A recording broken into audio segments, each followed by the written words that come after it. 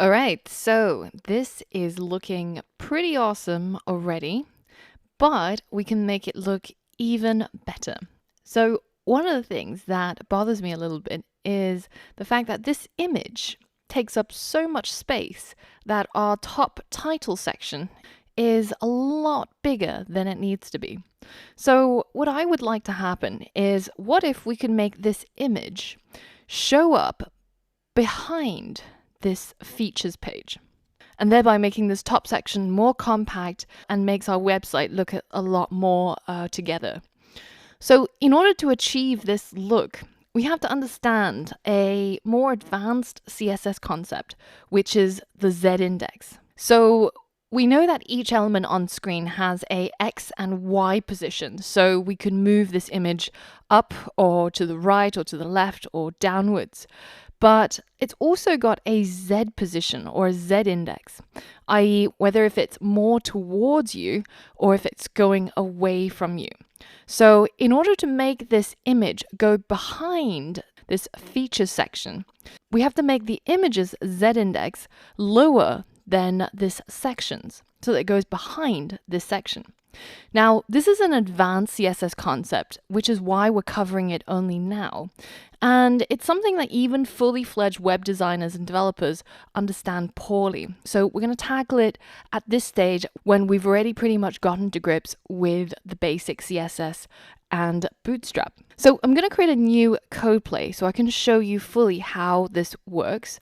And I'm going to create 3 divs. Let's call the first one, give it a class of red. And we'll call this one red. And then we'll have a yellow and a blue.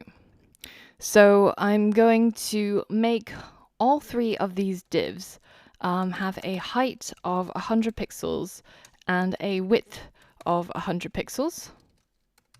And then I'm going to give them all a border of, say, 1 pixel solid. And now I'm going to add some different colors to each of these divs. So let's say red will have a background color of red. And then yellow, same thing. And finally, blue. All right, cool. So now if I hit run, we should see 3 squares that are red. Oh, I should have renamed this red, yellow, and blue. So we've got red, yellow, and blue, 3 boxes that are showing up one on top of each other because at the moment their position is by default static. So they stack and they don't combine into the same line. Now, the easiest way of making something show up on top of another thing is nesting it. So say if we put the yellow div instead of next to or at the same hierarchical level as the red div, let's say that we put it inside the red div.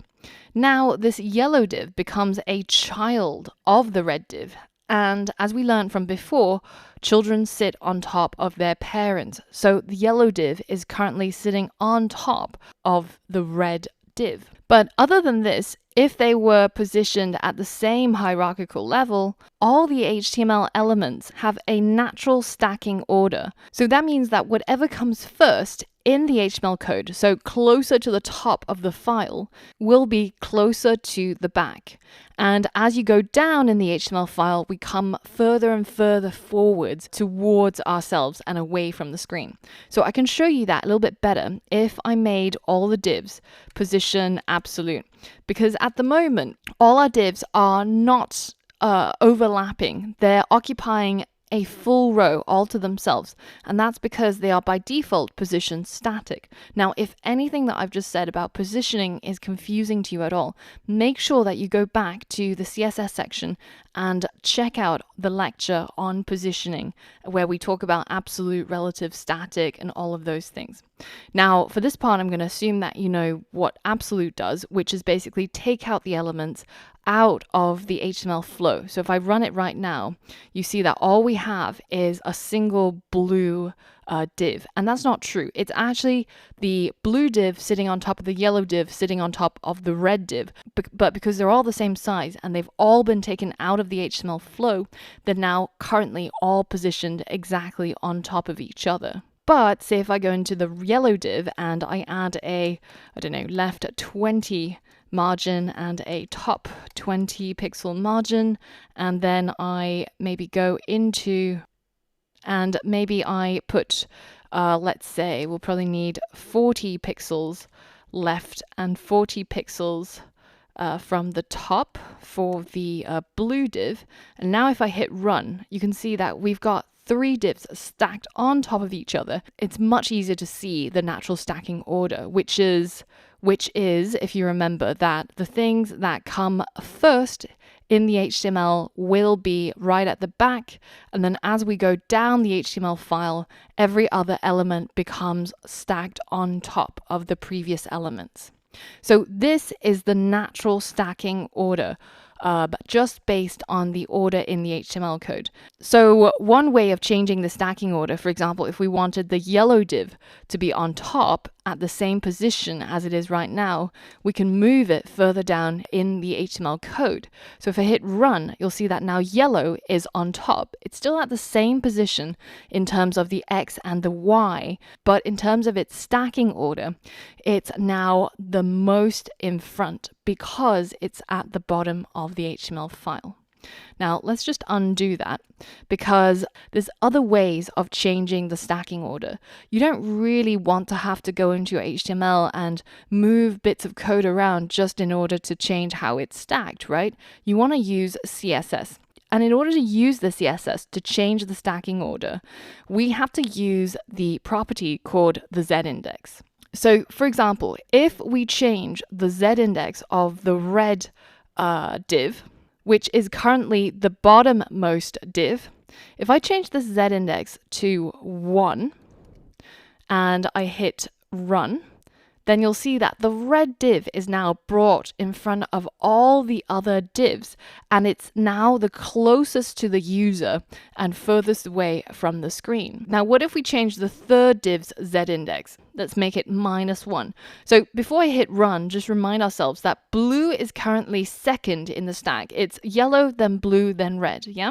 So now if we watch this, now that I've changed blue's z-index to -1, you can see that it now stacks at the bottom. It's below the yellow. So from this little experiment, you can see that the default z-index for all your elements is actually 0, because by changing one div's z-index to 1, we've made it show up above everything else. And by changing another one's z-index to -1, we made it show up behind everything else. But you have to remember that the z-index is just one of many things that affects the stacking order. For example, let's say that we change everybody's z-index, so every single element, into -1, so they all have the same z-index. You can see that we revert back to the original stacking order that is based off the order of our code in the HTML file. So red, then yellow, then blue. So this is why the stacking order and using the z-index is such a complicated thing, because many things affect how your HTML elements stack on the screen. And just to make things even more complicated, you have to remember that the z-index only works if your elements are positioned, so it has a position. So if I delete that position property, so all the divs now become positioned statically, i.e. they don't have an explicit position set, and then I go into here and I change the z-indexes from, let's say, make this one 1, change the middle one to 0, and the last one to -1. So what you would expect with this code is that the red div should show up on top, then it's yellow, then finally it's blue right at the bottom. So basically reversing the current order. But you can see, because I deleted that position property setting to absolute, it doesn't actually stack. And even if I forced it to stack, it will not obey this order. Now, you might think that it's not working because at the moment my divs are not overlapping, but that's actually not true. So let's say that if I only make the first div, my red div, positioned absolute. So my red div is now positioned absolute. I'm going to delete the Z index from the last div, so making it revert back to 0. And then I'm going to make the first div have a Z index of 1, but the second one to have a Z index of 10. So if the Z index for the yellow div in fact worked, then it should be stacked on top of everything. As you'll see, if I hit run, it doesn't. And the reason is because it's not positioned. It doesn't have a position relative or a position absolute. It's still static. And what I'm trying to show you is that when you have an element that is not positioned, where you haven't set it to absolute, relative, or fixed, then the Z index does not apply. But as long as we give it a position, let's say relative, if I hit run, you can see it's now on top. If I change it to absolute, you'll see that it's still on top. If I change it to fixed, it's still on top. So the only one that doesn't work is position static, which is the same as no position defined. So as you can imagine, when you're trying to affect the stacking order of your elements on your website, it can get pretty complicated pretty fast. But I'm going to help you through this. I've made a flowchart to help you figure out which element is on top. And you can use it to ascertain between two elements which one is going to be on top of the other one. And you'll find that this is going to be pretty helpful as we get onto the challenges. And let me introduce you to the first challenge. I want you to use the flowchart and what you've learned about the Z index and stacking order to make our phone image hide behind the feature section. And I have to give you a hint. Remember that this section is actually not white, it's see-through by default. So you need to make this section's background color white explicitly if you want it to be able to cover the image. Now, with that hint, and all of your knowledge that you've gained up till now, plus this PDF that you're going to be able to download in the resources section for this lesson, I want you to try and give this challenge a go. So the outcome that you're aiming for is the image hidden behind this feature section. So pause the video and give it a go. All right, so in order to change this, we of course have to go into Atom and head over to our styles.css. Now, the image in this case is called title image. And the second section, the feature section, has an ID of features.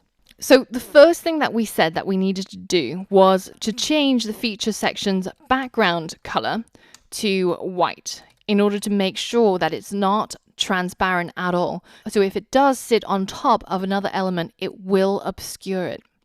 Okay, so that's the first part, and at this point, nothing really is going to change. Now, the next part is that we have to make the title image go behind the features.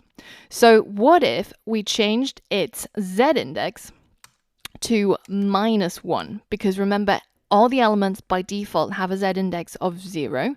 So by making something -1, it will make it go behind the other things. Now, remember that in order for the Z index to work, we need to do one more thing. And that's, of course, setting the position to absolute so that that Z index actually gets activated and will actually work. So the next thing is making our feature section go on top of the title image. So we can do that by, of course, first changing its position to absolute and then changing its Z index to 1. So now 1 is greater than -1, so features should sit on top of the title image and we should achieve what we're looking for. Let's hit save and see what happens when we hit run. So a couple of things just happened. The first thing is, remember that we said every element by default has a Z index of 0, by giving the title image a z-index of -1, we've effectively moved it behind this title section. And now we can no longer see it because it's behind everything else. So we can't have that, so we have to delete that line. So what if we just changed the z-index of the feature section to make it go on top of the title image? Well, the other problem that you might spot around here is that our feature section is actually behind here. And the reason is because we've changed the position of the feature section to absolute. And remember, that takes any HTML element out of the flow of the document. So it's no longer stacking and following the natural order. So we can't have that either. So why don't we change this to relative, which we know will keep the element in the HTML flow, but it will allow our features to have a position, and we can give it a z-index in that case. So let's check to see if this configuration would work with our flowchart. So are they both positioned elements? Yeah, they are. They're both, one is absolute, the other one is relative. Do they both have a z-index? No, in this case, because we had to remove the z-index from the title image. But does one of them have a z-index? Yes, features section has a z-index. Does one have a z-index greater than 0? Yes, one is greater than 0. So the element with a z-index greater than 0 is going to be on top. So this should work if everything else is okay. So let's hit save and let's go and refresh. Ah, look, it's now working. Our image is partially hidden behind our feature section, and everything else still looks exactly the way we left it. So that's pretty good. And if you got the solution right by using this particular set of CSS properties, then well done. That's pretty good. You've understood how the z-index works, and I hope the flowchart has been useful. Now, just for bonus points, if you take a look at the flowchart, you'll notice that positioned elements that come later in the HTML flow are on top, even if they don't have a z-index. So what that means is that we can remove the second z-index here and simply leave it as positioned relative. Because if we check our flowchart with this current configuration, are they both positioned elements? Yes. Do they both have a z-index? No. Does one of them have a z-index? No. Actually, in this case, neither of them have a z-index. So we go down to here. Is one below the other in the HTML flow? Well, yes, feature section is below the title image. So the one below in the HTML flow is going to be on top. So this says that our feature section should be on top, even though we haven't actually set a z-index. So now let's go and refresh our page, and you'll see that absolutely nothing has changed because we've managed to make the stacking order work the way that we want it to by understanding not just the z-index, but also how other things affect the stacking order. So when you find yourself wanting to adjust the stacking order of elements, I hope that this PDF will come in handy and you can follow the flowchart to figure out which one is on top. So there's just one last thing that I want to adjust before we finish off, and that is, at the moment, this title page feels slightly unbalanced. We're cutting off a little bit too much of this image, and there's not enough space between the download buttons and the end of the section. So I really want to make that padding bottom a little bit larger so that we can push this section down a little bit more. So to achieve that, if we take a look, we can see that our top section or a title section is contained inside a container fluid. So the container fluid has padding top and bottom 3% and 15% left and right. So if you switch on pesticide, you can see that all of this is just the container fluid. So if we made its padding a little bit larger, but only on the bottom, then we can actually achieve the effect that we want. So for example, if we want to go for a dry run, we can select the container fluid and change its padding bottom. So at the moment it's 43, right? What if we change that to, say, I don't know, 100? Then you can see that this looks a lot more appealing, seeing just a little bit more of that image and having a little bit more space. So let's go ahead and do it for real inside our style.css. We're going to change the container fluid, but we want to leave the other values the same. So I still want 3% on the top, 15% left and right, but I'm going to add a 7% padding to just the bottom. So remember, when we only have 3 values for things like padding and margin, the first one is top, second one is left and right, and the last one is the bottom. So if we hit save and we refresh, then you can see it's pretty much the same as what we saw previously when we tried to change it in Chrome Developer Tools. Now, the next thing I want to change is it would be really nice if my image could align on the right with the end of my menu. At the moment, it looks like it's a little bit too mushed to the left, and I would really like to push it to the right a little bit. So to do that, I can go into my image, which is called title image, and because it's already positioned absolute, and I can specify that it should maybe just be 30% from the right. And if we hit save and refresh, then you can see that the margin to the right is now a lot lower and it's only 30%. And that distributes it a little more to the right and looks a lot better. Now, in the next lesson, we're going to talk about another advanced CSS concept, which are responsive breakpoints. And that will allow us to specify exactly how we want the CSS to change depending on the size of the screen. So we would be able to create responsive layouts without having to rely solely on the Bootstrap grid system. So for all of that and more, I'll see you on the next lesson.